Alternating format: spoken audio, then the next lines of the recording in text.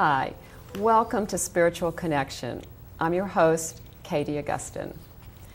So I'm a transformation coach, I'm an energy healer, I'm a shamanic practitioner, I'm a spiritual leader.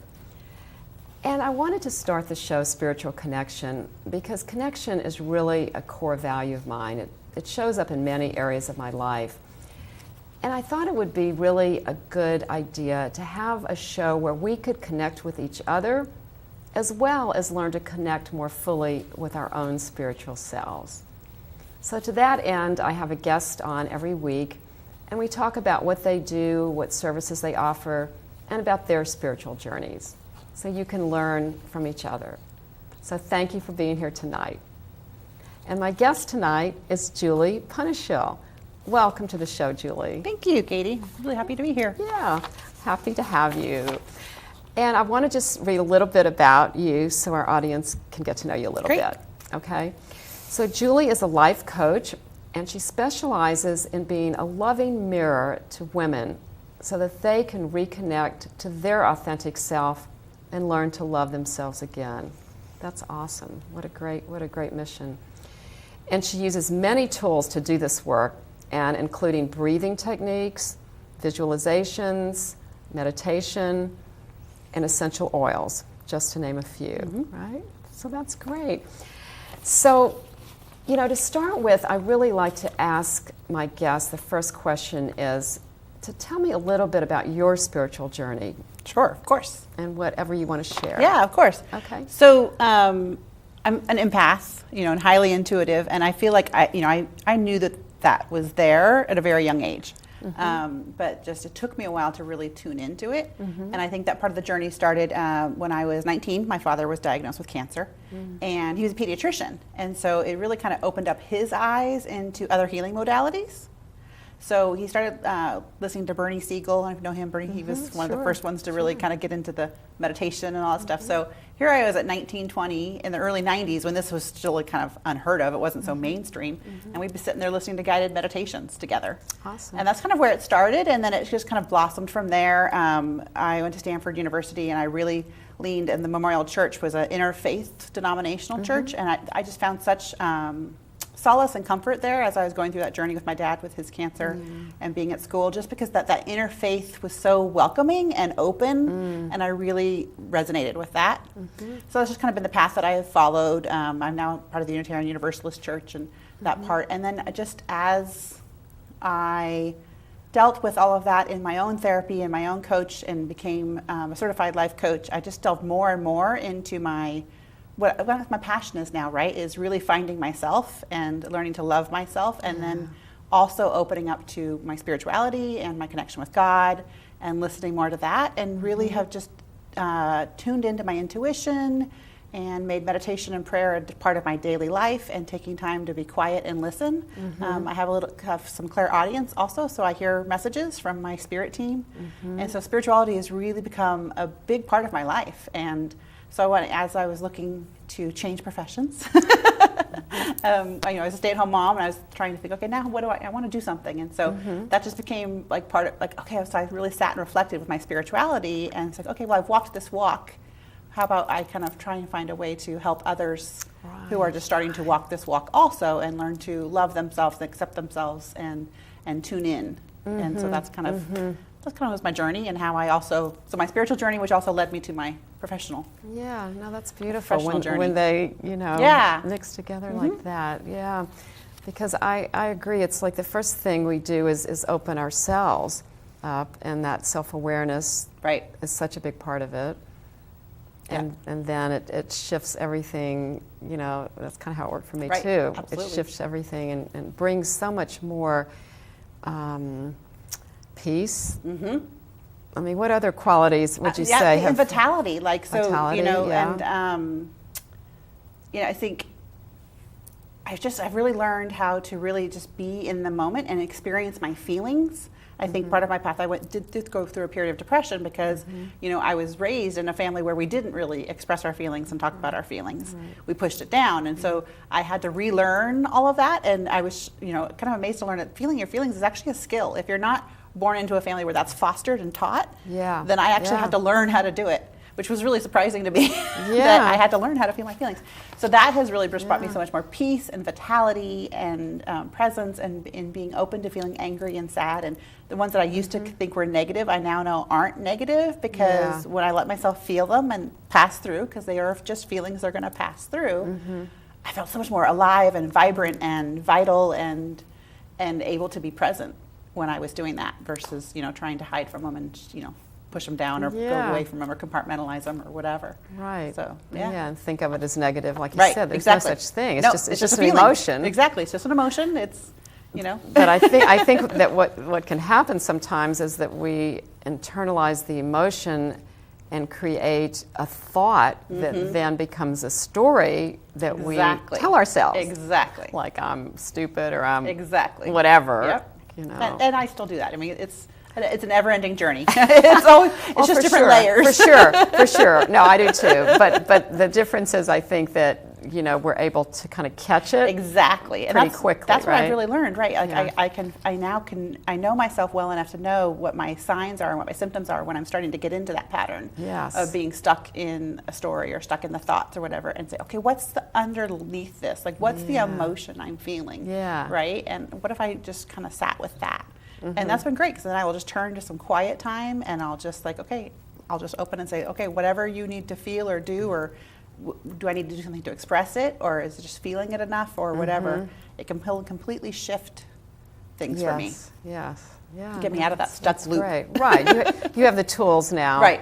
And that's what you offer to other people Yes, as yeah. well. Yes, so how does that work? What are So, you- you know, what I found is when I started this training, was I have this gift that when I meet people, I actually see who they are, like who their true core soul is, like who they were born as. And I see all the other stuff that's happened to them as almost like clothes. Like, this is just life. This is just the stuff life has done, and this is just their baggage, or their, you know, even somebody who like cuts me off on the highway or whatever. Like, I can see that that's just their story, their whatever. And I have that gift that I can see who they truly are. So what I've learned, you know, the skills I've picked up through my training is how to be a mirror, and so that they can see who they are for themselves. Because it's really not. I'm not a fixer. You know, I'm a coach, so I'm really not coming in to fix things. I'm coming in for them to learn how to solve their own Right. loves, and really how just to really connect to who that person is. And some people who come, who they are so disconnected from that person, they haven't been in their body and experienced that person for such a long time. So really what I first try and do is get them into their body. And try and get them out of their head and you know, feeling the things in their body. Because, you know, I've also learned we carry so much of our emotional stuff in our body. Right. It's right? It's energy that gets Exactly. stuck. Exactly. So can you give an example to our audience about how you get them into their body? So feel? a lot of it's breath work. I Okay. really will start in with the breath and the meditation. And then I've also, I was so pleasantly surprised when I discovered the oils and how the essential oils can really bring you into your body as well, and can really help with the emotions and things like that. Part of it is the olfactory system goes straight to that limbic brain, right? And so when we can use the essential oils in that olfactory system to really work with those emotions in that limbic brain. There's also oil like patchouli is, each oil has an emotional aspect to it too, and patchouli is on oil of the body. It's oil of physical manifestation, so it's like physicality, so oil of physicality. Okay. So putting patchouli on the bottom of your feet can really bring you down into your body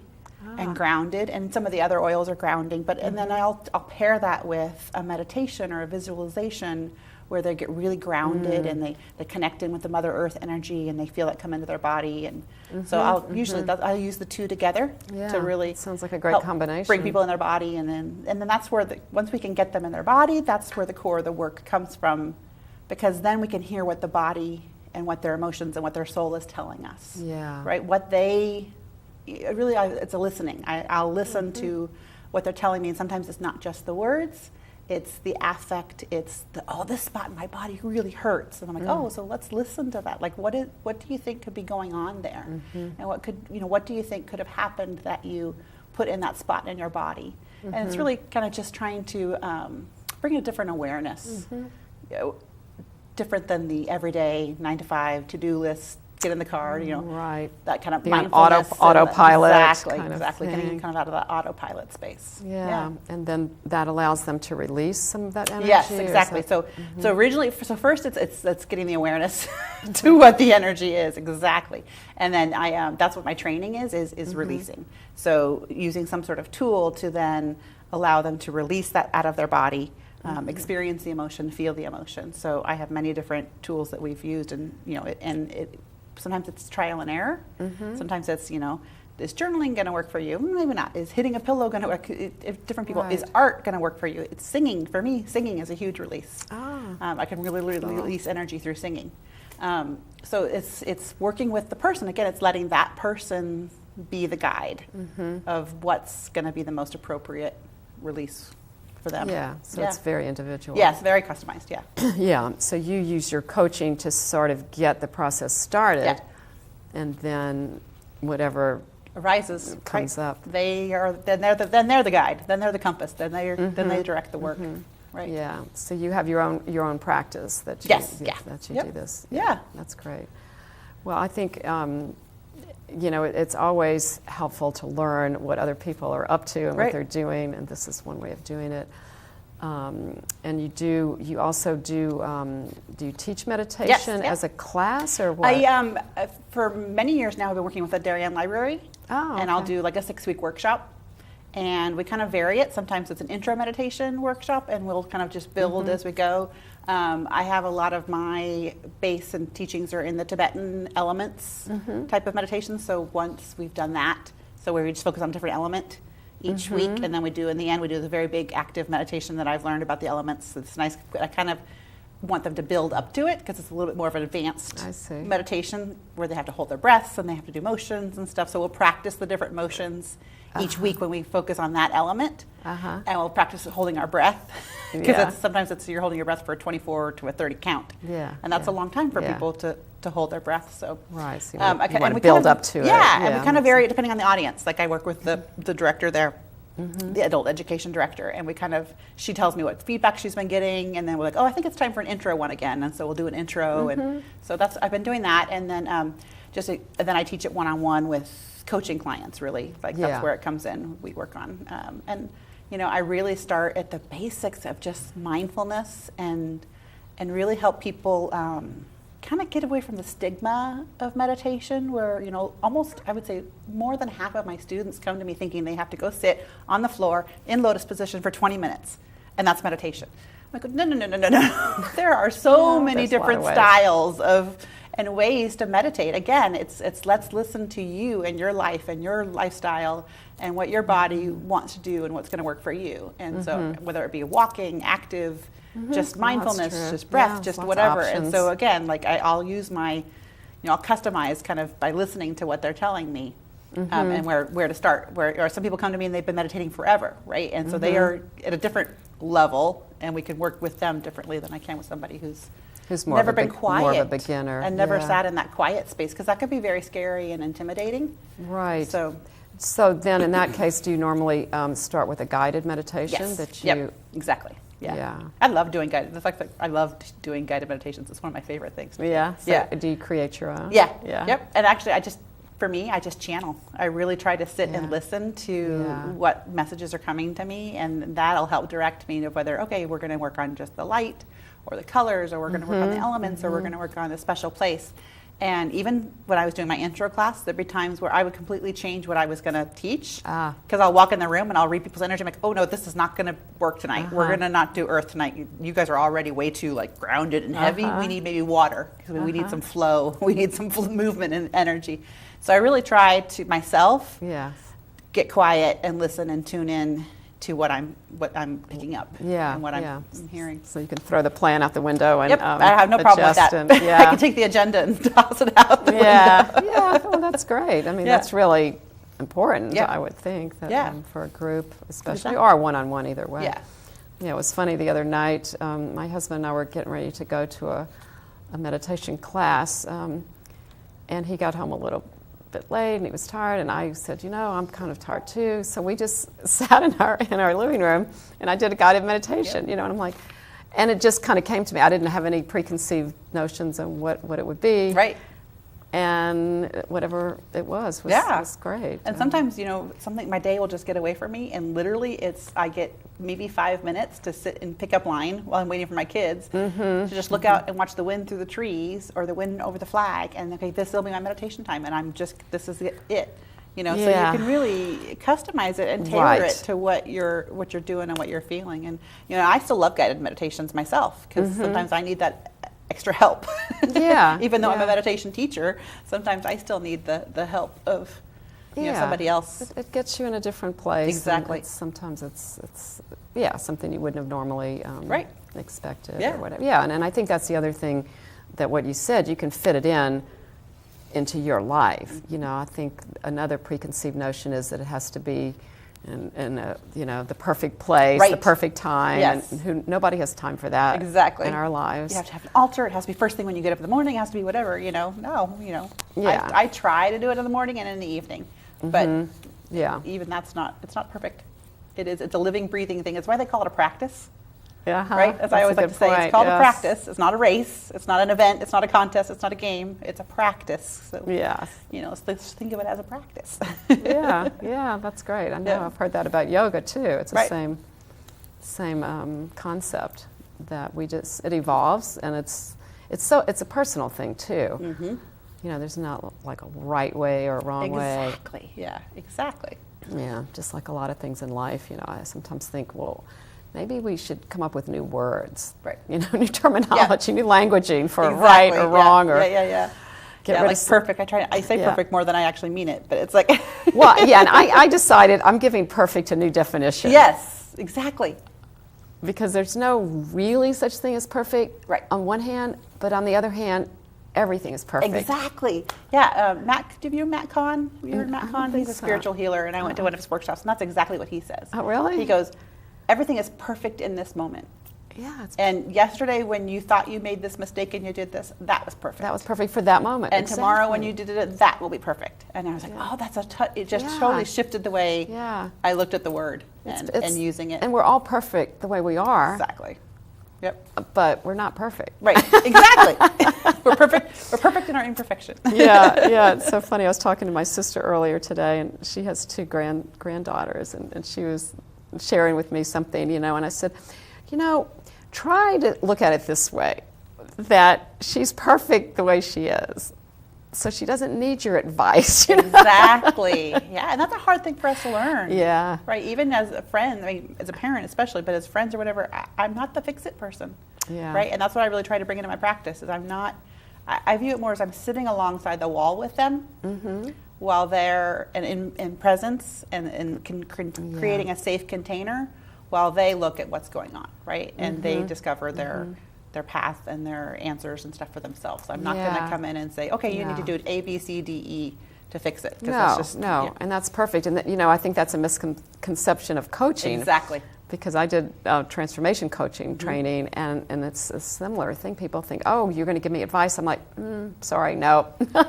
You got it right inside of you. I'm just going to ask you the empowering questions. Exactly. And then you have all the resources you need. Yep. And you'll have your own epiphanies and your own... Yes, your own aha moments. And it's great. I mean, I love coaching, as you seem to as well. Yeah, exactly. It's just, in my vision, when we were doing the training, we were asked to come up with... like our vision or our coach's stand, or there's a few of those things. And my vision was holding hands with my client, like walking up this beautiful mountain, like climbing the peak and getting to that peak experience or whatever they're going for, just being with them, like you're saying, being there side by side. Exactly. Yeah. No, that's great. I think there's really, a lot to offer in that regard that I think people are surprised at. But once they get it, it's like, it's perfect, right? Well, and I think for some people it's also a little scary and intimidating because they're not sure they want to look inside for the answers either. So I try to be very welcoming and calm and gentle and just really say, my job is really just to make this safe and create a safe container and a safe space for you to do whatever work you're going to direct. Yeah, it's still their choice. Exactly. Yeah. I think it's great that I mean, I don't think I've ever, well, I can't think of anybody that I've coached who didn't continue, didn't, I mean, once you open that little door, it's hard not to. Yes. I think, it's just like a lot of things. It's like once you know something, you can't not know it. Right. Especially in the world of self-awareness. Right. And that's how I was too. So I just always try to remember that and I also try to remember to continue to walk my walk. Right, I continue to do my own personal growth. I have my own coaches. I have my own, right, because I feel like that's a key element to me also being Absolutely. a successful coach for others is that I'm continuing to work on my own stuff and my own self and learn more and learn different techniques and things like that too. Yeah. So what's something that you're interested in learning more about, that you're getting involved in now? Actually, I would love to learn more about the shaman. Okay, That part okay. really fascinates me. I've always been really fascinated with Native American healing and rituals and ceremonies and things like that. I can see that for you, actually, now that you mention it. So I was raised on the West Coast, and so I feel like the connection's a little bit stronger out on the West Coast to that Native American energy. I don't know why. I just feel like maybe it's so. I've always felt that, so that's something that I definitely have in my wanting to explore a little bit more. And then there's that, and then I also have. I sometimes feel this calling to look more into becoming a chaplain and like that path too. So I'm kind of just going where it takes me. You're definitely open. Exactly. I mean, right now I have two teenage high school daughters. So right now I have that as a focus. So that I kind of need to finish that job a little bit before I'm really ready to take on the next chapter. But I'm not quite sure what it'll be. But yeah, definitely. Well, that fascinates me. I'm sure. Yeah. Yeah. So they're both in high school? Yeah, I have a junior and a freshman. Oh. Yep, both in high school. That's challenging. Actually, it is challenging, but it's been lovely. I love it too. Yeah. I love watching they're great. them grow into adults. Well, yeah, but it has its own challenges. They're also empathic and sensitive, and that's a hard thing to do when you're a teenager. And you're amongst all of that, and you've got the hormones and your emotions and your own. So but we're working on it. We're finding our way through it. Yeah, that's great. Yeah, I think it's. For kids who are a little bit different, it's challenging. Absolutely. I mean, speaking from experience. Yep. And I felt the same. So I think for me, it's just been trying to not squash that in them and know that I see it and that I'm here, but I also know that I can't be their coach, that I'm their mother, so that or their therapist and stuff. So we do know that we've got other resources that we sometimes have to look to. But we're just really trying to let them find their own identities and who they are, and that they're not mini me's, right? Even though they do have this similar, highly sensitive thing, that doesn't mean that it's exactly the way mine is, right? So just to find their own path, and that's really the key thing. Yep, love them and support them as they figure that part out. I just have one son, but it's the same thing. I always knew he would be on his own path, and sure enough, it's worked out that way, which is great. It's great to see him blossom and bloom as young adults. Yeah, well, that's awesome. So how did you get to the East Coast from the West Coast? So let's see. My ex-husband and I had only been married about a year, and he was with Bank of America, and it was when Nations and Bank of America merged, and so his position was going to move to Charlotte. And at the same time, he was literally coming out to a Forrester Research Conference. I don't know if they're similar like Gartner, Brook, and Bloomberg, and they're big. Yep. And so he's like, maybe I'll put a feeler out. And he did, and they liked it. And so they offered him a job in Boston. So we're like, okay, so we chose Boston. So we were in the Boston area for about 8 years, and then moved down to this area when he took a job in the city. So, and then separated and divorced. But So that's kind of how we Connecticut. So I at the time when we moved down here. We had a dog, 2 cats, 2 young children, and I was like, I really don't want to live in New York City. It's just not, and I was raised in Portland, Oregon, a suburb of Portland, Oregon, so the thought of living in New York City was like, no, that's not going to work for me. And I just loved Connecticut. I thought it was so beautiful. I loved the family-oriented stuff. I loved the being right next to the Sound, and I just thought it was so beautiful. So that's why we chose Connecticut. But I'm still a West Coast girl at heart. I've got the cowboy boots on. And right. Do you go back to visit? Is your family I do. I try. Both my parents have passed. My sister's in California, but my extended family is still in Oregon. So we just went back for the holidays. We were back for 10 days, and I'm 99.9% sure I'll be settling back to Oregon once my girls are out of high school. Just ready to be back near family and all of that, and back to my roots. And well, it's a great part of the country. Yeah, I love it out there. Yeah, I do too.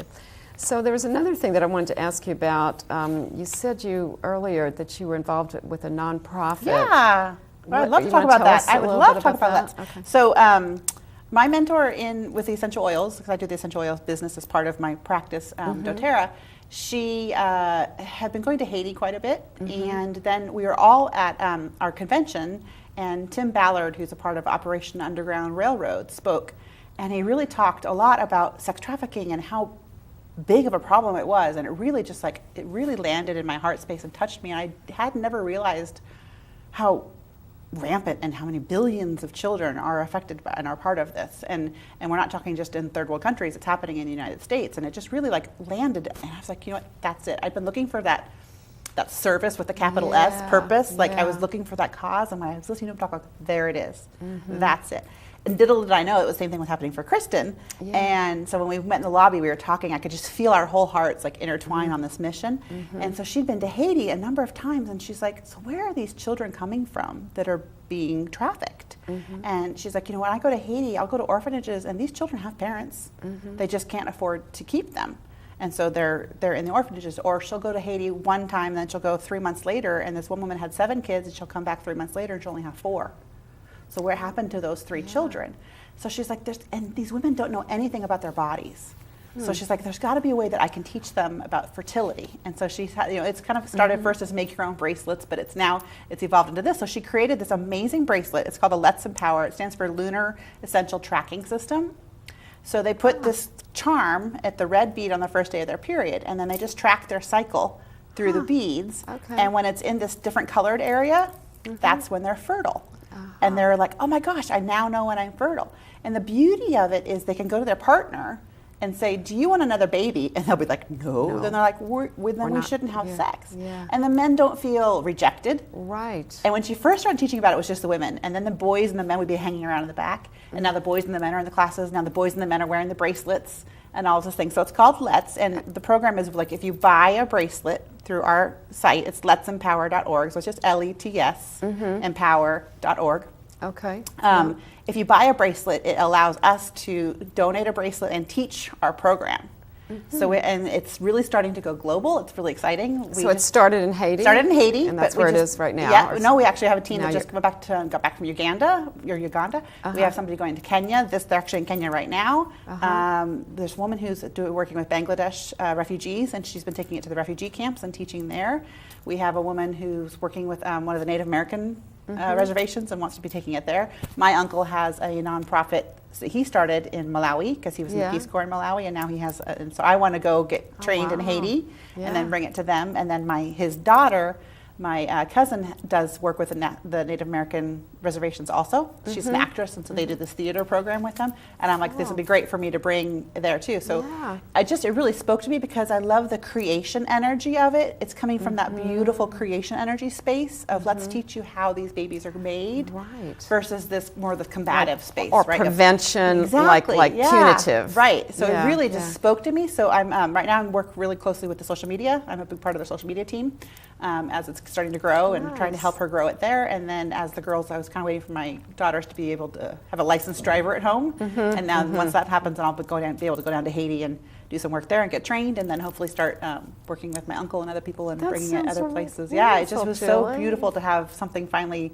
really resonate, because I've always had that service, I want to give back, but nothing really called to me, and it was just I just sat there and was so perfect timing. Moved, and then ironically she was getting hit at the same time, so it just worked out beautifully. So letsempower.org. All right. Well, thank you so much for sharing that. Thank you for giving me the opportunity to talk about this. It's such a thing close to my heart. So appreciate that. It was great having you. Thank you. And thank you to our audience for coming tonight to Spiritual Connection. I'm your host, Katie Augustine, signing off. Blessings and good night.